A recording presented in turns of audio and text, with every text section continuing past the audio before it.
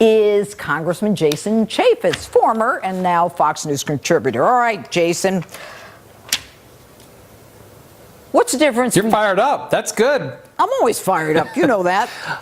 You know what? I'm not just fired up. People of Alabama. On air and off. The people of Alabama are fired up, and I'm telling you, the American people are fired up. Republicans are fired up. They have every reason to be fired up. Mitch McConnell and all Republican or Republican majority Senate, and forget about Roy Moore and this other stuff and Big Luther and all that hogwash. The truth is, 200 bills, they can't pass one. You were in Congress. What do they do all day?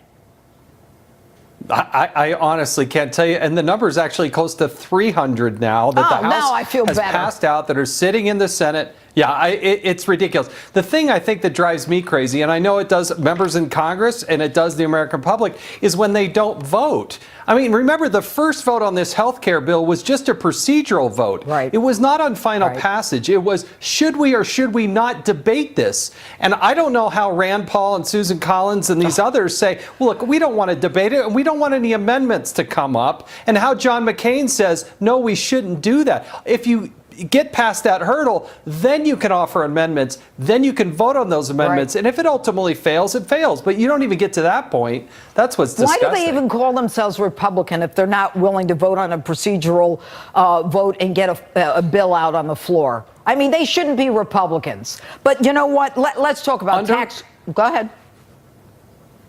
Well, under reconciliation, you only have to get to 50. So you're right. If you can just get Republicans to vote Republican, then you can actually have these debates on the floor of the Senate, the most deliberative body on the face of the planet that doesn't seem to debate anything. Well, get this. The American people get it now. We are so disgusted, so disgusted. I mean, these people shouldn't be able to take a check any more than someone who's working in a job anywhere who doesn't produce isn't able to get a check. But you know what? I'm not even going to go into the fact that we're nowhere near the wall. I don't know what's going to happen with tax reform, but you're not there anymore, okay? You don't need these guys anymore.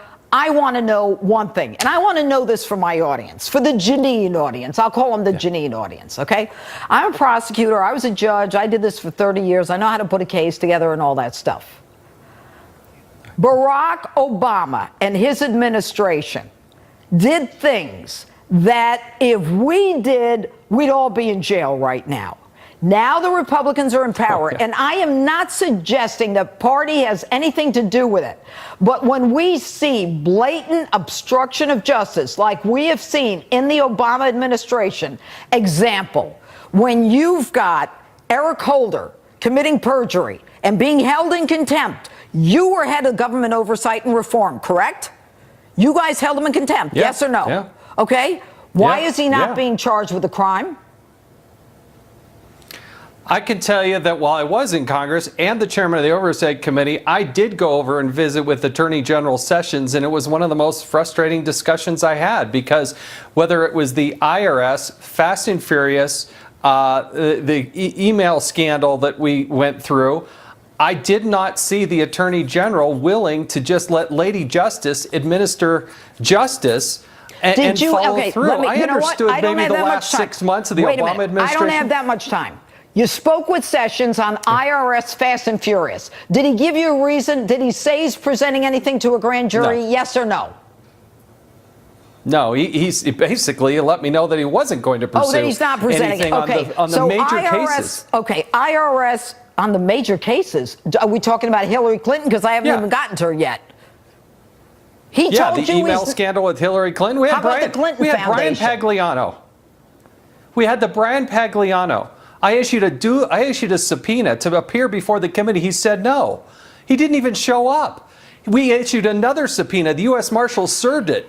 And, in my world, and in your court, I guarantee you that a subpoena is not an optional activity. We wanted the Attorney General to prosecute him, and he said no. Let me see if I understand. He issued a letter and said, I will not do it. Okay, he told you he will not do it with Brian Pagliano, that he's not going forward on the Clinton email, Clinton Foundation, IRS, and Eric Holder Fast and Furious. No grand jury, no prosecution. Yes or no? No.